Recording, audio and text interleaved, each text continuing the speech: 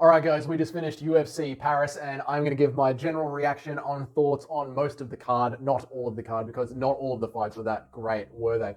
Firstly, what a fun night it was, purely because of the French crowd. The French crowd is one of the best crowds in the world, maybe the best crowd in the world. There's the French crowd, the English crowd, the Australian crowd is usually pretty good. Salt Lake City puts on a good crowd, but the French tonight, they were on another level. Like, it really makes me believe Dana White when he says that the UFC is going to be challenging the global scale of soccer. They made this such a good night, even though some of it was like kind of bad. Let me know what you guys think about the card up until that really bad TKO, because going up until that TKO, it was kind of boring apart from the crowd, right? And then it picked up from there. So let's get right into it, guys. Like I said, I'm not going to be covering all of the fights, just the important moments. Let's start with the main event and start working our way down. Gane versus Spivak. All right, obviously Ciryl Gane made Spivak look like absolute dog shit. He put on a striking masterclass. Spivak's takedowns, like, just they looked slow. There was no setup. It was just easy work for Ciryl Gane to practice his defense. I believe that Spivak finished that fight with a broken rib. Like, I haven't gone and checked anything since that fight finished. I'm like literally just putting my thoughts to the camera, but it looked like a bit of his rib was poking out of the side, which is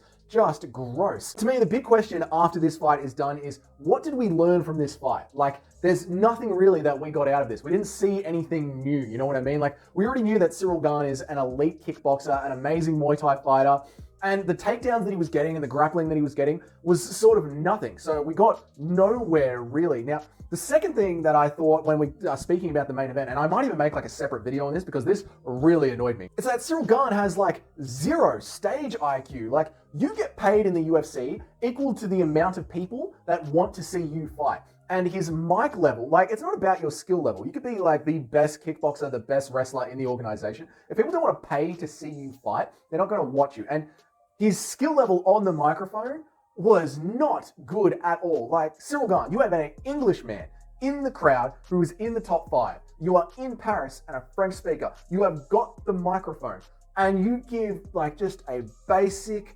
boring post-fight interview. There was a chance to have Tom Aspinall come into the stage to start stirring up some controversy, to make this fight headline a big main event or put you guys on a pay-per-view. There was a stage here to have the MMA sports media talk about England versus France for the next heavyweight contender, and you sort of just let that slip without giving them anything.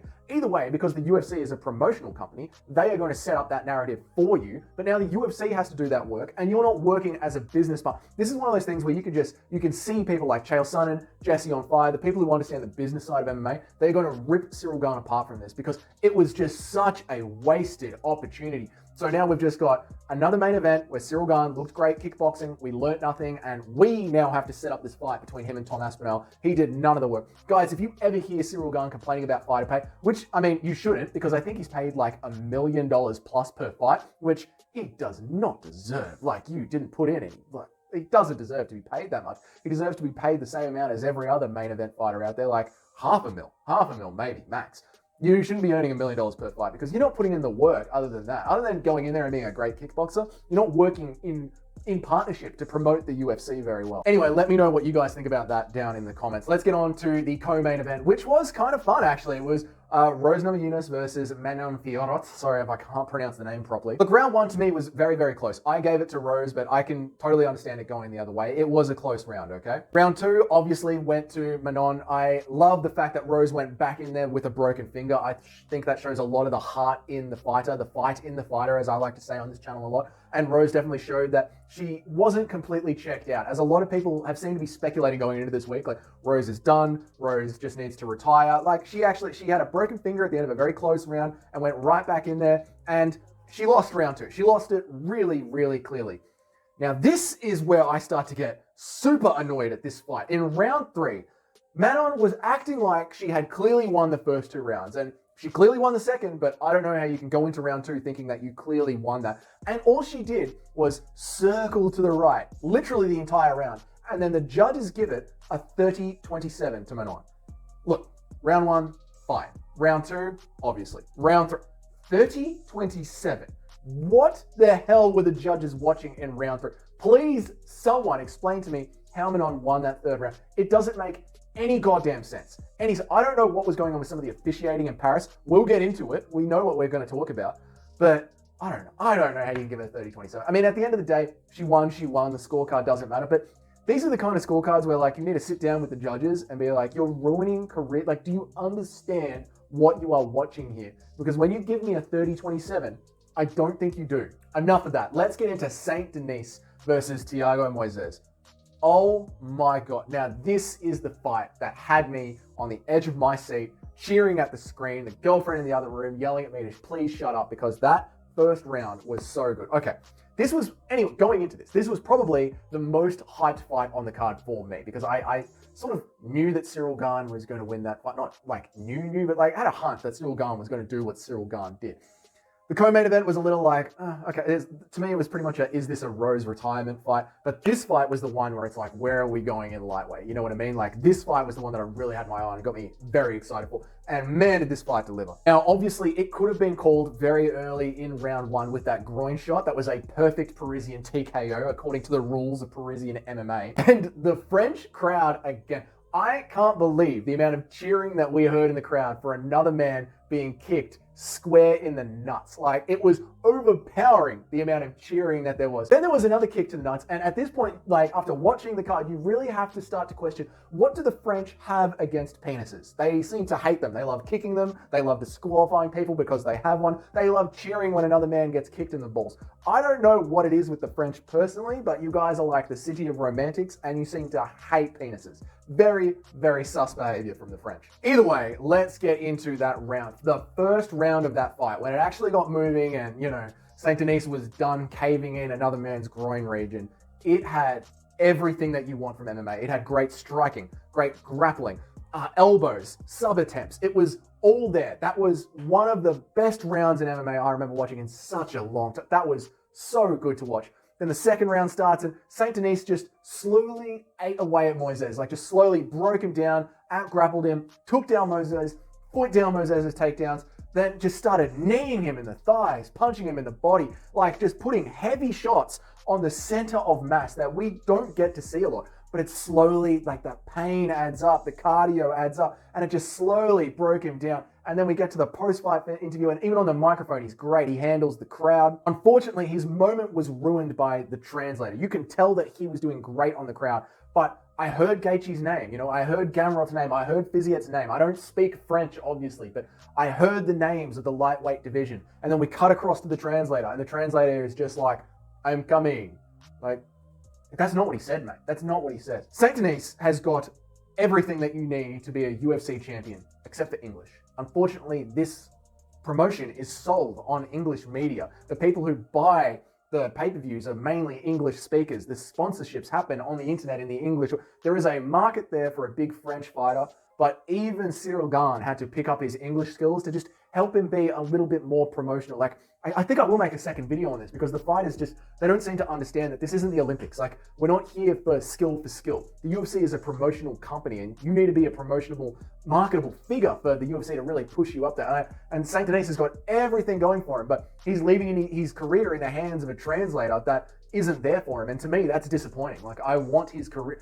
Someone with that kind of fighting ability should have a great career, and you need to take that into your own hands and just a bit of English, just a couple of throwaway lines. You know, you don't have to be completely fluent in English, but just have a couple of throwaway lines pocketed that we can start to put on some UFC promos and get your name out there. All right, guys, let's talk about Bogdan versus Volkan Oezdemir. This fight was a fun fight while it lasted, and thank God, because this is where the card was starting to feel a little bit slow and a little bit sluggish, and this is the fight that we needed to, like, start having just a little bit more hype around the card. There was good action, good grappling, and I just love the way that Oezdemir, he rode that grappling and the ground and pound and the way he slipped that choke in. That whole thing was really, really nice to see. That's pretty much all I wanted to cover on that fight. It was just, we needed that on the card because the card was getting a little bit slow. Now, William Gomis versus Ghemmouri, however you pronounce that last name. Thank God the ref is an absolute moron. Because if he wasn't, if that groin shot that got called a TKO didn't happen, that might have actually just killed the whole momentum of the card. The card was already riding like this, and then you had a fight that literally looked like it was two Israel Adesanyas just leg kicking from range. But all right, let's talk about this call right now. If you watch the replay, you can see that the cup gets pushed a little bit to the left as the shot gets dragged down from below the belt line. Now, when the cup gets dragged along your groin area, that can scoop up the boys and pinch them, and it can cause, like, serious damage. The ref should be fired. He made a horrible decision. It was clearly below the belt line, so it's either a groin shot with 5 minutes or play on. It is not a TKO. So either way, the decision that the ref made is completely wrong. Fire him from the UFC, send him back to volunteering at the regional. Secondly, pair that with Michael Bisping's commentary, and you have just got a perfect storm of bad MMA decision making. Michael Bisping cannot be wrong. He absolutely hates it. If you watch it back, Paul Felder said on the commentary before the post-fight interview that we just saw the second refs, the judges that watch it back on the replay, saying, the officials, the ringside officials, saying that it was below the belt. And then Bisping steps in on the post-fight interview and says that the officials say that it was a clean shot. He is so in love with himself because Bisping had just spent the last 2 minutes talking about, oh, that was a clean shot. Oh, then, oh, I'm on the fence. Like, once you see the cup get clearly moved, Bisping starts saying, oh yeah, I'm on the fence, I don't know. He just can't admit that he made a mistake and made a wrong call.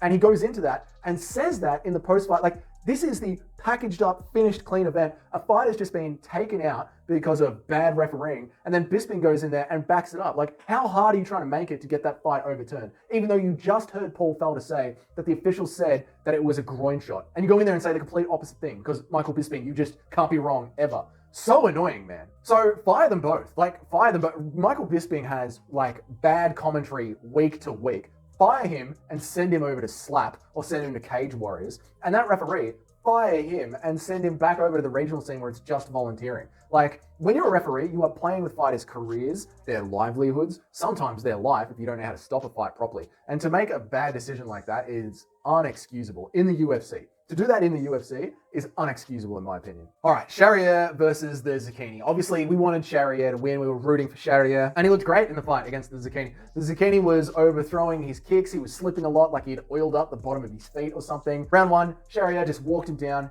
outboxed him, kicked him in the gut a bunch of times, just sliced him up like a Zecchini, and it was a great stoppage. It brought a lot of life back into the card, which thank God, because the fight before this one, this is where things were just like flattening out. Taylor Lapras versus Loughran. I was looking forward to it. Loughran's walkout was so much fun. The boos, the hatred, the crowd that was like getting behind their love of Paris MMA against a guy who has just been talking so much shit about it. And I love seeing a shit talker on Twitter, on YouTube, in the interviews before the fight, go into the cage and back it up. Like, all of this was setting up to be a really, really fun fight. And then, my God, it was just a nothing fight. Like, Loughran's grappling is fine. His wrestling is fine. His kickboxing style, his boxing style is bad. Like, he is bad on the feet. You can see he boxes in a way where he's ready to start clinching. Like, his intent of boxing is not to finish a fight or to hurt a fight or to create openings on a fighter. It is to create an opening to start clinch work. And when the other guy's clinch work is enough to keep you at bay, you end up getting this stalemate of just nothing, like just bad MMA, like really bad MMA, and it just brings everything down. It was very, very, like, it was boring to watch, to be honest. It wasn't good. I'm happy that Taylor Lapras won because it revved the crowd up a bit, but if it wasn't for Loughran's talking, like, that fight would have had nothing going into it, nothing coming out of it. It would have just been a boring, dead fight. Yeah, no good at all. Ange Losa versus Reece McKee. Now, this fight, this was a good one. Losa, he had an amazing start, which is perfect for a dude with a lot of muscle. Like, all that muscle, it sucks the air out of your bloodstream to keep it pumping. So all of that early action was really, really good. And to me, that first round was close, right? Like, let me know how you guys saw that first round. But to me, it could have gone either way. I ended up giving it to McKee, but either way, if I was a judge, I would have to give it to McKee. But if you said that Losa had won that first round, no problem. Round two, really good back and forth on the feet again, and then Ange decided that it was just too close, so he decided that he was going to bring in his wrestling, took it to the ground. We saw decent scrambles from McKee, but when someone really just wants the takedown and wants to grapple him, they end up winning, and Ange was able to do that. He was able to keep grappling and chaining together with wrestling, and he started to land great shots all over the side of McKee. But again, when you don't get that finish and you're starting to just rain down punches, you've got to start thinking about the gas taking as well. So as we were going into the third, I was like, oh man, is he going to gas here? But the thing that really got me was the eye. At the end of round two, McKee's eye is completely caved in. And I was expecting the doctor to call that off. You know, we're in France. You expect the French doctor to be a little bit soft. Like, the French are a soft people. They hate penises. They have the most romantic city in the world. It's hard to sell yourself as a hard ass when you have all of that going for you. But I was wrong. The doctor came in, glanced at a man's caved-in face, decided that his patient was still alive, turned around and walked right out. Doctor just did not care about his patient's health at all, which I like. We got the third round, and it made it fun because I thought McKee was done. I thought he was done. I thought he was sloppy. I thought he was gassed. I thought we were watching like another Anthony Smith fight. But then this kid shows me that he has heart. He has got the fight in the fighter, and he fucking goes for it. And man, does Angelosa have a hell of a chin. He took every single one of those shots, even that clean knee up the middle. I don't know how he was able to take those shots. And in the end, we go to the decision, and it's a fair decision. Like, to me, it could have gone either way. Like, both fighters, thank you both for such a great fight. I'm happy with Ange to get the win. I'm happy that the French got their win. I mean, Ange has got, like, good hands, good grappling, great to see. McKee, he needs a little bit more cardio and a little bit more takedown defense and scrambling. He's a tall dude, so he should be able to sprawl. He should be able to get his legs underneath him and pop his hips out from side to side. If he can just work on those two things, like, there's no reason that he can't still be a great fighter. It's still in him, but he just needs to work on those two things. That was an awesome fight. That was really good. Guys, that was UFC Paris. And overall, I was worried that it was going to be a little bit boring there, but it actually ended up being really good. And what a great crowd, man. Guys, what do you think is next for Cyril Gane? Do you think he needs media coaching? Do you want to see him in there with Tom Aspinall? Let me know down in the comments what you think. And what do you think the punishment should be for such bad refereeing? Do you think there even should be a punishment, or we just move on to the next one? If you enjoyed this video, please consider subscribing, click like, let me know your thoughts down in the comments, and I'll see you all again in the next one.